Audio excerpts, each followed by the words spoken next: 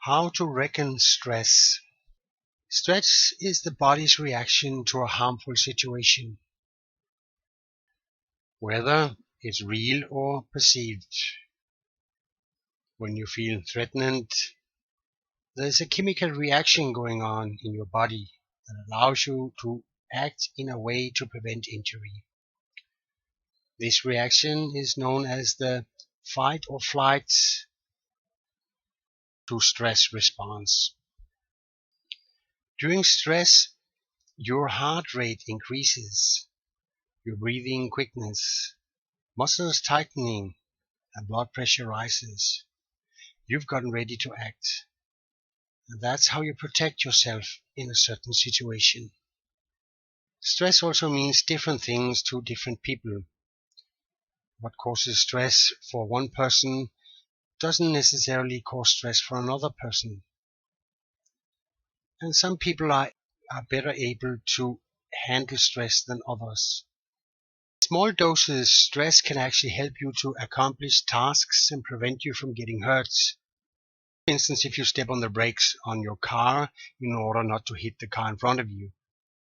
It means that our bodies are designed to handle small doses of stress, also for a shorter period. But we are not equipped to handle long-time chronic stress without getting ill. Stress affects all aspects of your life.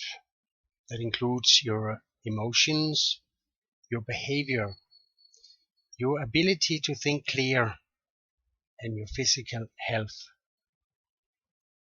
No part of your body is immune. But since we are different people, stress varies a lot from one person to another. To have a busy life doesn't automatically mean that we have stress. But when that busy life causes your body to go into a kind of an emergency all the time, then you have stress. And it is actually very common that we, in this world we are living in, are getting stress for certain periods in our lives.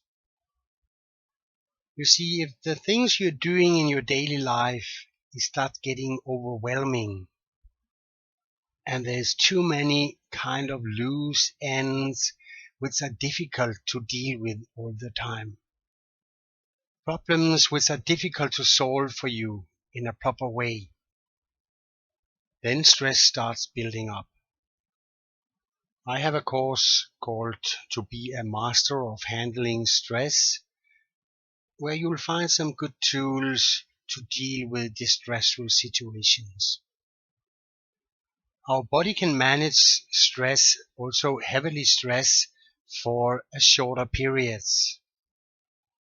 The better you are dealing with these periods regarding stress, the more stress situations you'll be able to manage and handle without getting the symptoms of heavy stress. But if these short times periods of stress are moving into each other like to one long periods of stress, a constant stress situation, when it have moved to that situation like just described, then you are not able to handle it anymore. You're in another stage. Therefore, it's very important for you to define that stage you're in regarding stress. In this stage, you need a complete release. And unfortunately, a holiday is not a solution. That is because stress always have reasons. Those are not solved on a holiday or a break. And stress easily moves into a depression. I will now define stress in two conditions, moving on to depression in three conditions. The stage one of stress is the one I just mentioned, where you can use my courses to be better in handling stress, and you can actually really be very good at it. But the things I've also mentioned regarding more constant stress, need a complete release. If you don't get that release from the stress and getting the problem solved, you're moving into the first stage of depression. Even though you're burned out in a stress situation, you're still continuing doing your daily things, even though everything is getting more and more dark for you and more difficult for you. And you can feel it on your mind and your body. It is really influencing a lot, and I don't think you'll be in doubt. There's something wrong. As soon as you reach that first stage of depression, you are no longer able to manage the same things that you did before in the stress situation.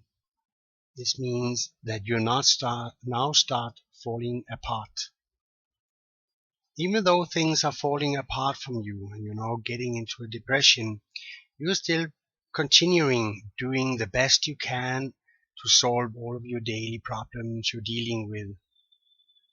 It's getting more and more difficult for you, and you can definitely feel it on your mind. Your mood is really going down. Now is really time to pull all brakes.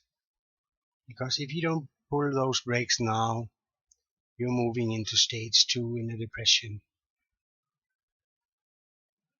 And there's no doubt that you at the moment need help. You can use my website here.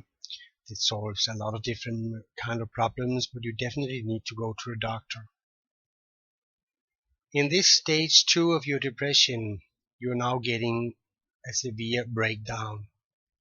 That means now you're not capable to do the things like you did before, and you're probably not able to do anything at all right now. You are right now like a machine who's been working overtime for a long time without getting any kind of service. The machine is breaking down. It needs to be repaired.